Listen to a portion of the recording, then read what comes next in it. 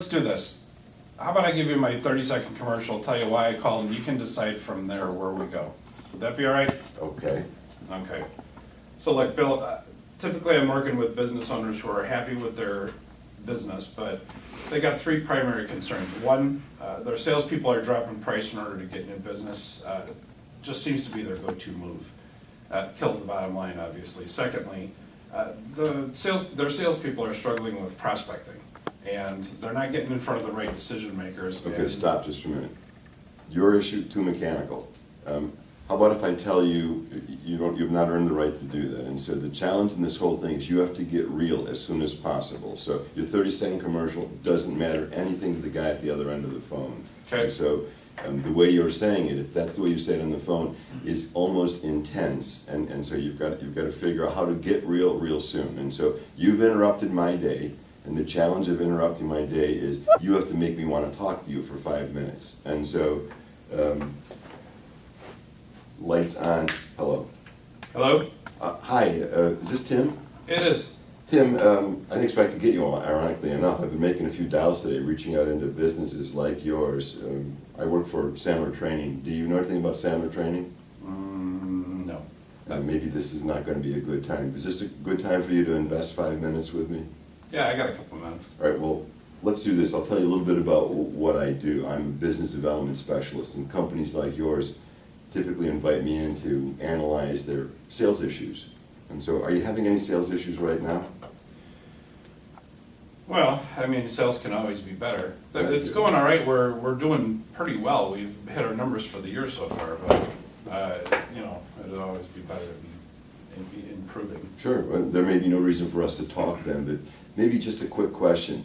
Many times people invite me in because they're struggling with price. Their salespeople are out there using low price to close business, and that's affecting their bottom line. Any issues with price in your salespeople? Yeah, you know what? It's not a chronic issue, but I do hear, now that I think about it, more than my fair share of we need to drop the price to get that business. What's interesting is at the beginning you said sales were good, and I'm sure they are, but I want you to think of good sales as being profitable sales too. Are your good sales profitable sales? They're fair. Fair. And so one of the things that we work with is improving your bottom line by making some changes, subtle changes in the way your people sell. How about this? Forecasting. I know you said your sales were good and you should be celebrating that. How are your forecasts? Are your forecasts maxed out in capacity? No, they're not maxed out in capacity. We've got plenty of room to grow. It's just a matter of prospecting and getting the new business in. You've been very kind. I've kind of butted into your life, but those are a couple issues that I spend time on. Maybe one more, and then you can ask me to hang up so you can get on with your day. You know, the issue of sales management, and I'm not sure, are you the sales manager or do you have one? I've got a sales manager. Good, and so think about your sales manager just for a minute, and is he or she capable of growing your sales team? Because year-over-year sales growth is probably associated with the sales manager more than anything. You know, I'm not really sure. That's a great question. The sales manager has been promoted. He was the best salesperson in the company, and I've been hoping that he can, through osmosis, teach everybody else to do what he was and replicate him. I hear that a lot. We normally promote salespeople because they're good at sales and believe they'll be good at management. And it's another issue that we work with. And so we're at the end of the time, and you've been more than patient with me. Is there anything that you found of value that would make you want to invite me in for an hour? Yeah, actually, can you help stem the tide of the salespeople dropping price? That's like asking me if I know the winning lottery number. Maybe what we can do is in an hour we can figure out whether I'm capable of doing that or not. And you can talk to your salespeople and see what some of their needs are, and that could be something that makes up our agenda. All right, you know what, that sounds good. I can go for that. Right, get your calendar out. I'll let you pick first because you sound like you're very busy. So when would you like to do this? Let's do it next Tuesday at 10 a.m. 10 a.m., I'm writing it down. So when you look at next Tuesday at 10 a.m., is there anything that could come up that would make you want to cancel this meeting? Because we just talked for 5 minutes and there's no connection to me at all. No, when I commit to an appointment, I'll commit to the appointment. Beautiful. And so what's the number one reason you'd invite me in? I want to see if you can really help me stop the salespeople from dropping the price. That does really stick in my craw. You've been wonderful, and these 5 minutes have been very valuable for me. I look forward to seeing you then. Out. That was a whole different world. Yeah, and That was a so whole different world. it's A, its tonality, B, its intensity, and C, it's robotic. And so you've got to get as real as you can, and I want you to think, get real prospecting is really what we're talking about. So people hear this as a conversation, and what I was hearing in your opening was more of a process without the personality associated. Yeah. It was a good process, but it was just too technical. Which is that's always my challenge, is that I'm a stickler for Yeah. the process, but that's the letting the personality out to make a conversation with it. One of the things that happens in my encounter is I create my upfront contract on the fly. I don't set it at the beginning, so I create it as we're going, and so I'm looking for time, I'm looking to create agenda, I'm looking to ask questions, I'm looking to show some expertise. I want them to see expertise in the questions I ask, and so I'm always going to refer back to the people who say sales are good. Sales are good, and the thought is, could they be better? Without asking them, could they be better? No, does this issue impact good? Does this issue impact good? Yeah. So I'm not fighting with what they're telling me, I'm working with what they're telling me. You're going not okay, but you're doing it in a very competent and strong way. That's the key. Versus Good pickup. versus my not okay, which tends to be, because I've listened to some recordings and gotten feedback from all of you, seems to be a little bit more on the loosey-goosey, joking around side, almost a sarcastic Mhm. piece. And So that comes through you're doing that tonality and when I strong. listen to your things. Yeah. Here's the challenge. The problem with not okay is you have to establish okay before you can establish not okay. And most people don't establish what okay looks like. And then when they go not okay, they're just unprofessional. So for me, tonality is setting that I'm okay. But at a certain point when I drop my tonality, he has to think something happened, something changed within this guy who's talking to me to make him feel a little less than. If you don't establish okay, not okay is just an unprofessional move. So establish okay through tonality and process and reality, and then when you go not okay a couple times in the call, then it's meaningful to them. You bet. Give them a baseline for what okay is first. Every bit. If you don't do that, I've seen too many people call and start with, I'm probably the last person you want to talk to. Well, at that point you are, because I have no reason to talk to you. So I've heard that. I mean, we've all played that game even. So This is the first time I've heard establish not okay. Establish okay, Okay before first. go not okay. Yeah. it was the basic Dr. Luco premise with Sandler, which is everybody has to see that you're okay before they can feel that you're not okay. And so see and feel are the two keys here. And so in that sensing, this is a fairly confident person. And then when you go not okay, all of a sudden you control the empathy at the other end because something triggered the not okay. If you're just not okay, nothing's triggering it and you're just unprofessional. That makes a lot of sense too. That's big. That makes a ton of sense. So just some baseline things that go way back in Sandler that I learned 22 years ago and just have lived by without even questioning. All right, so what did you guys learn from this role play? Let's go there first that you can incorporate. Establishing okay, because whenever I'm on the phone, it's timid, Schomburgen, oh shit, you don't realize my name, go not okay as soon as you say that. Yeah. Yeah, that's a monster. And understanding the psychology behind, okay to establish not okay, that makes all the sense in the world to me. And it's not established in arrogance, it's established in a baseline. Yeah. And whatever the baseline is, the baseline has to be 3.7 seconds, and then all of a sudden, oops, Yeah, something happened, and this guy feels uncomfortable. that's a monster. So, The other thing that you did is you threw out 4 pain indicators, but you did it individually. yeah. And more importantly, you used the magic phrase again, I want you to think of. Mhm. Embedded commands, authoritative parent. So again, you're always in control even when you're going not okay, because what you just said was, you've established that credibility and that okayness. Yeah, and so think of what I pick up in everybody's Connect and Sell, and that is, you get 3 out in a row and you ask them to choose. You have to make each one of them important. If not, they're going to pick one, and they're going to just pick the one that may seem like it's right to them now. But in I'm okay, business is good, had a good first half of the year. Now I have to think, okay, how do I establish the elements of a better second half of the year? And the first one is price. A good first half of the year is not just about raw sales, it's about profitable sales. And so did your salespeople use price to make it a good year from a number standpoint. Yeah. Yeah. At the risk of sounding wimpy, so you mentioned that you were a business development specialist and people invite you in to analyze their sales issues. Do you have any sales issues? To me, I would wimp out before in asking that question because it's a yes or no question. They could say no, the game's over.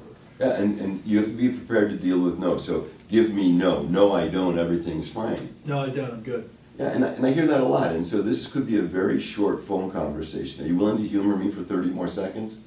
Sure, Bill. Good. Think about these things. I want you to think about price and your bottom line. And I want you to think, does price influence your bottom line, the way people sell? And so could it be stronger? Could it be higher? That's 22 seconds. Tell me your thought about that. Yeah, we definitely could sell at a higher clip. Sure. We do get into discounting. Our people will do that on occasion to win deals, but it's a very competitive business, Bill. So I don't mean to sound irreverent, but that would mean you have a sales issue that you might not be aware of. Yeah, that's correct. And so that's how you deal with no. Okay. That you might not be aware of. Yeah. And so, and that's the key without insulting them. You know, I always put irreverent in there. I don't want to sound irreverent, but you may have a sales issue you're not aware of if your people are using low price to close business. Again, I want you to think that's just very powerful to hear because it's coming from an expert. Yeah. Somebody that has big credibility, and again, it's within your tone. I always see yes or no as an opportunity because I build a decision tree off of yes or no. And many people will keep asking the yes questions and eliminate the no's. And so in any type of yes-no question, I want there to be a decision tree that I'm in control of both sides of. I'm in control of the yes side, I'm in control of the no side. And if I'm in control of both sides, then I have no fear of what answer I'm going to get.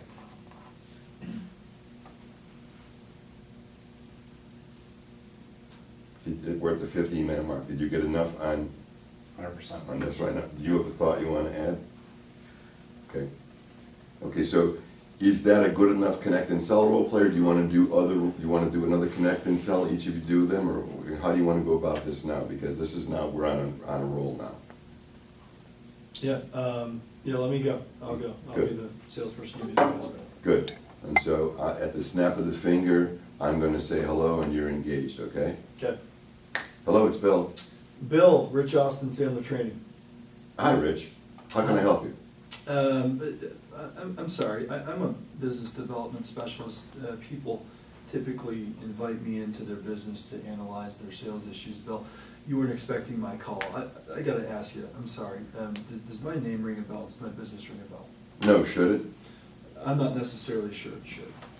Let's do this. Why don't I tell you briefly why I'm calling, and then you can make the decision. We can keep chatting, or we can end early. Okay. So, Bill, I want you to think about your business in terms of sales and sales issues. That's why people typically invite me in. Do you have any sales issues? We've had a good first 6 months, but I think there are always sales issues. And I want you to think about price for a second. I want you to think about price. When you think about your people and how they're selling, are they ever relying on discounting in order to help them win business? I'm sure they do. We work in a very competitive world. I think we have no choice but to discount. Okay. And how does it affect the way that the business operates and the way that you interact with your people? I'm not sure I understand. How does the fact that you have to discount on price affect your business and affect your people? Well, we make less money, our margins shrink. Okay.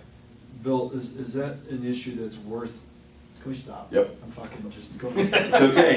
So You we're had recording, but sorry. you had to figure that out, and so Yeah. where I stopped him, I let you go because I was Yeah. watching you try to process, and come Yeah, back. yeah, yeah. You were trying to incorporate what you just heard Right. before we worked it out. Every bit. So that's what you have to do at a certain point when the call is not going well. You have to catch yourself, and so I let this go by design. So just to No, I watch- appreciate watch it. I you should have go. stopped 5 seconds in. So what would you like to do then with this one? I would like to hear it one more time in a different way.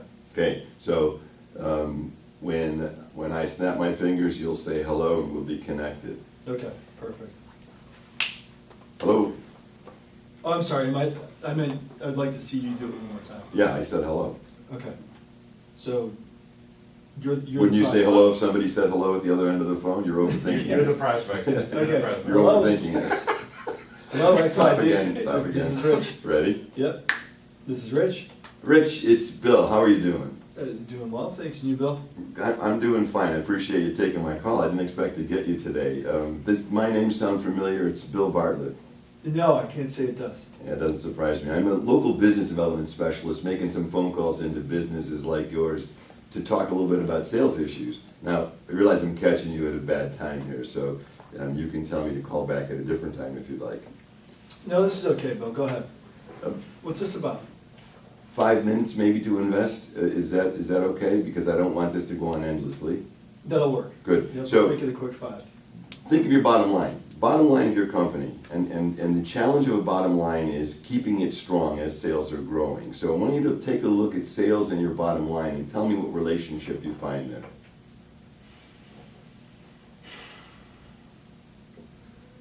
Could be healthier. And by healthier you mean? We could be closing at a higher rate. We could limit the amount of discounting that we're doing, but in order to stay competitive, it's something that's easy for us to rely on and something that we do. You mentioned 2 issues that affect the bottom line. You mentioned price and you mentioned closing more. Which is the more dominant of the 2? Is it low price closing affecting the bottom line, or is lack of closing? Yeah, I think one feeds the other, but let's go with lack of closing. So lack of closing. When you work with your salespeople on helping them improve their closing efforts, what do you find? I find that they are not as good in front of a prospect as I might be. I don't seem to have any problem. I still sell. As a matter of fact, I still bring in the lion's share of the business. I don't have any problem when I'm in front of a prospect selling. Typically, I'm able to get full fare. My people, for whatever reason, don't seem to have the same conviction, the same type of skin in the game, and so they're not able to command as much from our prospects. We're about halfway through our 5 minutes, and you've been very patient. Maybe one of the issues that I have here is that people only invite me in if there's a meaningful sales issue, and I'm not hearing that as meaningful. Is it? No, it is. It is meaningful. I need to figure out a way to get my people at least to 80% of the level that I'm at right now. And you're closing at about 60%, are you? I'm closing 60% of the business, yes, and I've got 5 salespeople. And you know, one of the things we know about business owners is you control the margins. Are you using any margin effort to close that business at 60%? Can you rephrase the question, Bill? I'm not sure. Yeah, here's what I find. People who close at 60% typically are reducing price to do that, and that reduction in price gives them a false sense that they're closing at a high rate. Very rarely am I going to discount or take any margin off. I'll do it on occasion, but my people seem to really struggle with that. Well, since you're good at it, when you sat down and showed them how you do it, what did they do? Not that. Not that.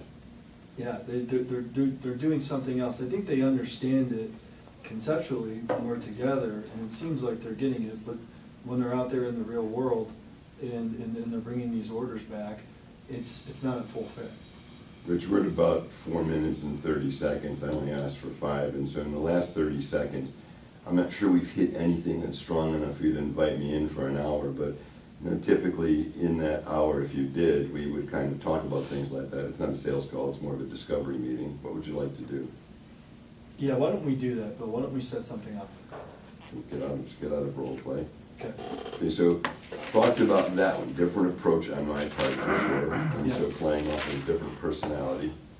And so thoughts about that compared to yours? You had him defend, justify, and explain his positions, and I like how you use the presumptive questions, you know, when you sat down with them, and that's, I like that a lot. That's some real solid Sandler stuff that. That's a direct Sandler move. I watched him do that a million times. I mean, it was even in training when he would do it. Yeah. And he would say no, and he would say one more thing, excuse me? And he would say, I don't do that.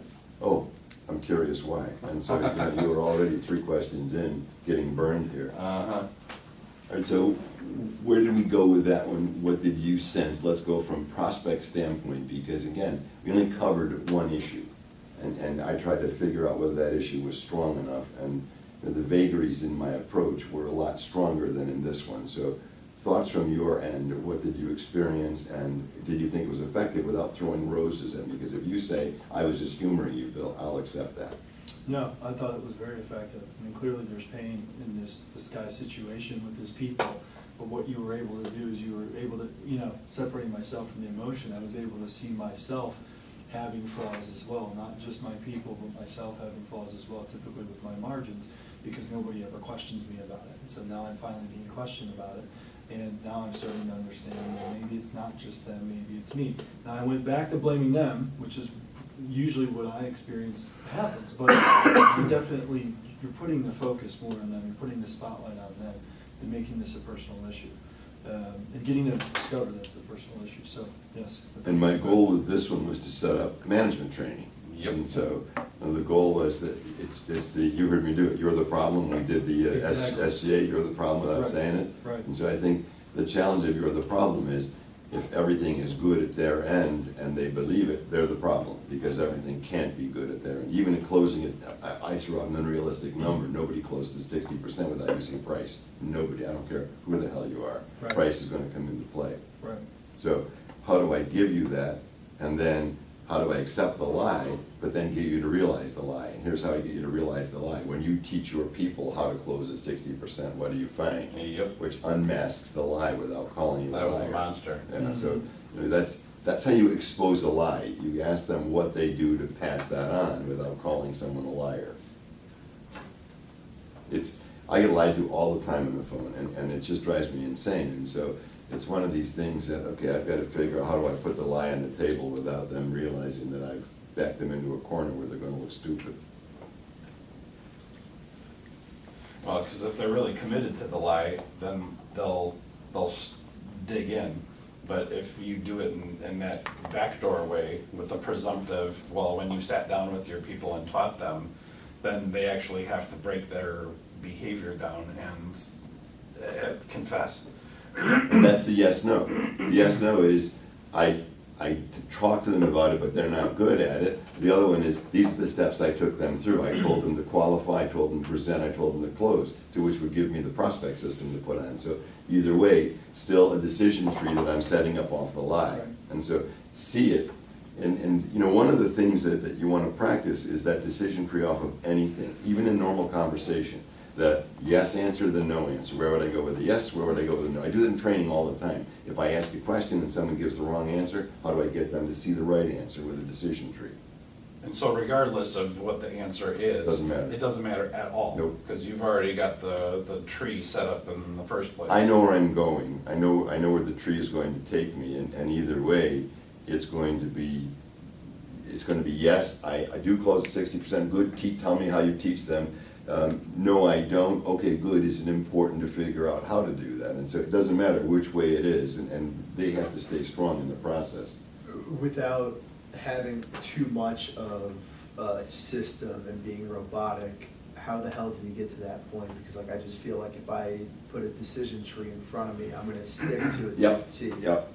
And you haven't gotten, and let's come to you now, you haven't gotten the words out of your mouth long enough and strong enough to be able to feel comfortable doing it. And so you will be robotic early on. And so the challenge you have is, I want you to think, if I were talking to a friend and I had to create that decision tree, you know, what would I do from a tonality standpoint? When you talk to me, it's a very professional, it's a very confident tonality. And so if you just did this with me and then did this on the phone, it's the same thing. So, you know, just now, without even thinking, when you have a conversation with me, and so the challenge is this: I say hello, connect and sell. What do you want to say just by having a conversation? Just conversation. This is Sean Bergen. Yeah, Sean. How can I help you? My name's not ringing a bell to you, Bill. No, I wish I could say I did, Sean. Am I supposed to know you? Yeah, how about this? How about Sandler training? I've heard of it. How have you heard of it? I think in Vistage, some of my cohorts are using it, and they talk about it from time to time. Sure. So do you have any idea what I do? Possibly why I'm calling? Is this a sales call? Are you looking? It is a sales call. And typically, I'm reaching out to people who are frustrated with their sales. Well, how about we do this? How about I give you a little overview of what I do? Does that make sense? And you can tell me if we continue talking Yeah, after sure. that. How long is it going to take? how about I give you 30 seconds, after that you can tell me to hang up, or we can continue this conversation. Beautiful, go ahead. So typically I work with business owners and sales professionals in one of three ways, many more, but just to give you an idea, they're not getting in front of enough prospects. They're getting in front of plenty of prospects, but they're not usually the decision maker, often lengthening their sales cycle. And then finally, they feel like the only way they can compete on price. The last one really rings a bell, price. I think, we struggle with profitable business. I mean, we have a good business, but sometimes the profit dips. Why do you say that? Well, I think our salespeople aren't confident that they can sell on quality. I believe they have to sell on price. Sure, I hear that a lot. Can you tell me any idea why that might be happening? I think it's probably the culture we're in. We're in the printing business. It's a very competitive industry. Our competitors do it, so we kind of follow suit. Sure. I mean, how does that make you feel? Well, at least, Stop it. Yep.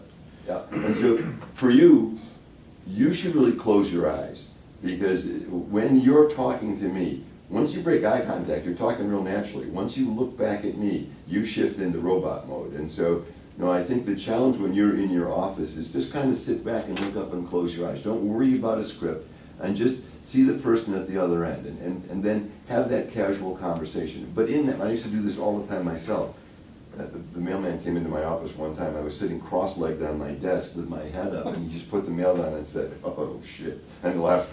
And so I think the idea is you've got to take sight out of play, because sight makes you intense. And so how do you sit back kind of like this and just talk to me and just see what I'm trying to explain to you? What I was trying to explain to you is business is good, but price was an issue. And now I begin to see price. Well, tell me a little bit about it. When you went in to tell me a little bit more about it, you went robotic on me, and you said, "Tell me more about it," versus, "Well, maybe we can talk about that for a minute. What should I know about your salespeople using price that may be important?" Well, they feel they have to use price. Any impact on your bottom line because of it? Sure, it reduces our margin. Well, write this down. It's one of the things I work with companies like yours on. Many times when there's a price issue, though, there are other issues. And the other issue is typically not enough in the pipeline. If your salespeople had a loaded pipeline versus full of prospects, would they feel they have to use price to close the few that they have? Well, I never thought about that. Well, the challenge we have is salespeople are busy, but are they doing productive things to fill their pipeline every day? And so let's stop. And so you have to see, once they give you one, and I would call myself after 30 seconds, because you gave yourself 30 seconds. I would say, anything I say in 30 seconds, ring a bell. If they say no, well, before I hang up, could I ask you 2 more questions? And so now it's just 2 more questions, not 5 more minutes. Tell me a little bit about what I just said to you. I think I'm just anticipating Yes. that no or the yes. Yes. And if they say yes, it's the oh shit moment of what do I say next? Every bit. And you know how I know that? You cut me off when I was giving you an answer like 10 seconds in. Yeah. And you went to, maybe I could, and so it's in that anticipatory thought that you have that is trying to load the next question so you don't feel foolish. And so the challenge you have is just to slow down. And it's just, let's play the slow down model. And so again, sit back, relax, and the slow down model is, if you were talking to a friend, and I was the business owner who is your friend, and you really knew you could help me, what would you say to me? Just conversation, don't worry about anything on paper or anything else, what would you say to me? What was the question again? And you're now calling me up, I'm a friend of the family, I'm a business owner, you're curious whether I'm having any issues, and you'd just like to talk to me because you've known me for 20 years. And by the way, you've known my business is a strong business, but you're now in a sales role where you can sell sales training. And so I pick the phone up, you say, "Hi, it's Sean, John, Bill, how's it going?" Well, I say, "Good, Sean, how have you been? It's been a long time." Start that conversation and take it into a discovery meeting for 5 minutes. Yeah, so Bill, I mean, it has been a long time, and I don't know if you've heard it, I'm working at Sandler Training now. No, I hadn't heard. Do you know much about Sandler? I don't know anything about it, no honesty. Okay, that's all right. Not many people do. Yeah. So I've been in this role for a few months now, and reaching out to business owners like you, and maybe you could help me out here. I'm trying to better understand some problems, why business owners might be frustrated in their sales. Sure. What do you want to know? Can you give me an example possibly of some of the frustrations or anything that worries you about your sales? Yeah, we're in a competitive market. It's pretty cutthroat, actually, to tell you the truth. And landscaping is one of those things. It seems like everybody's got a business.